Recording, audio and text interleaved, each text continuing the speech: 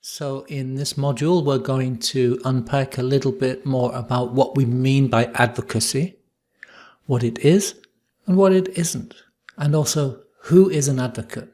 What does that mean when we talk about being an advocate for someone or something?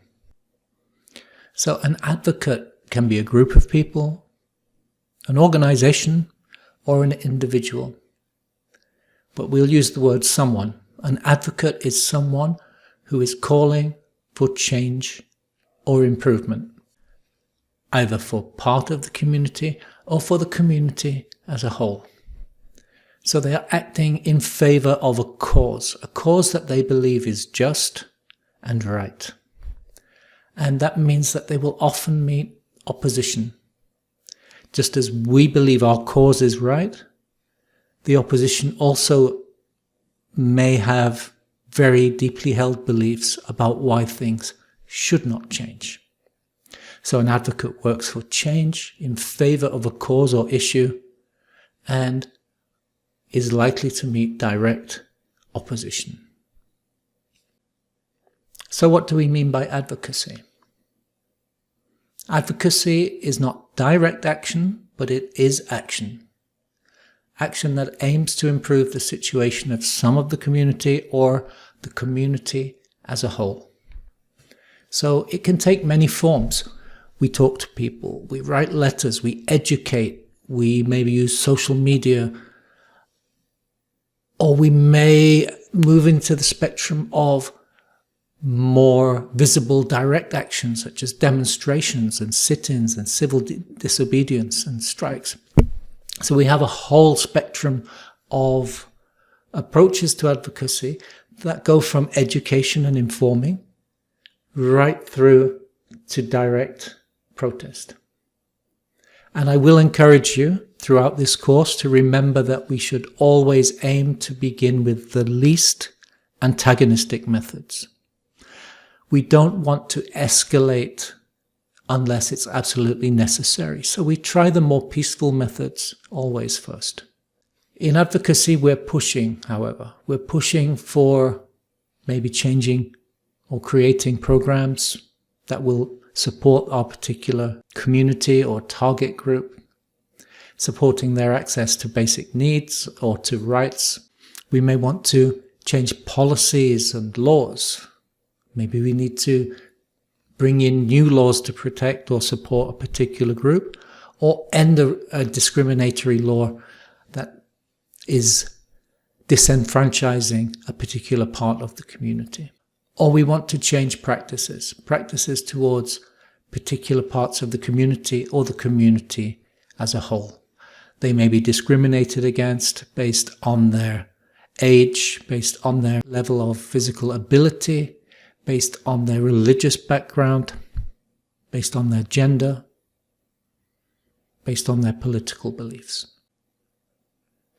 Sometimes advocacy isn't about creating something, but it may be about preserving something. It could be preserving an institution that is perceived as valuable to the community, laws that protect the disenfranchised, a minority language that is being marginalized, a culture that is losing its value, or protecting nature, protecting the environment. So advocacy is the active promotion of a cause, principle, or an idea. It's where we actually take action to promote this issue, to bring it to wider attention, to gain support. And that means that it's more than just complaining or telling people, but it is a series of actions that is to bring us to that selected goal of advocacy, that point where we say we have achieved what we wanted to achieve. Advocacy is often supported by other community efforts, development work, relief work, humanitarian work.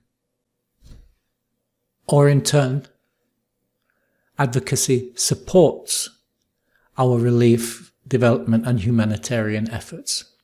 For example, if your development effort is around girl education, advocacy is the aspect of that project that deals with awareness raising.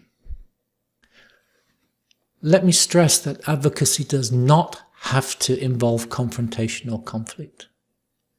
So when you start to think about advocacy, don't think about demonstrations, don't think about protests. Think about education, think about information. Advocacy is inherently a peaceful approach to demanding positive change for our communities. It doesn't need to involve confrontation. It doesn't need to involve conflict.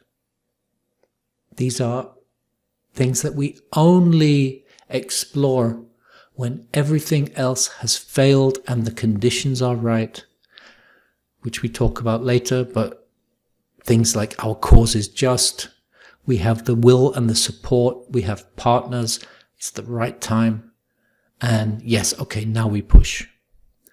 Because everything else has failed.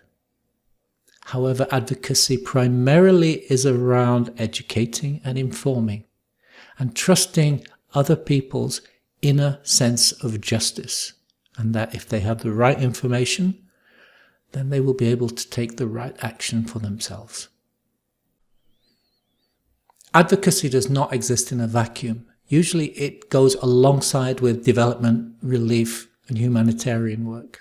Either the advocacy supports that work by raising awareness, changing attitudes, creating a demand for example, girl education or awareness over early marriage or child rights, or awareness of the problem that the development effort is designed to address. So it can be the supporting part, the soft part, the part that works with people's opinions, information, awareness.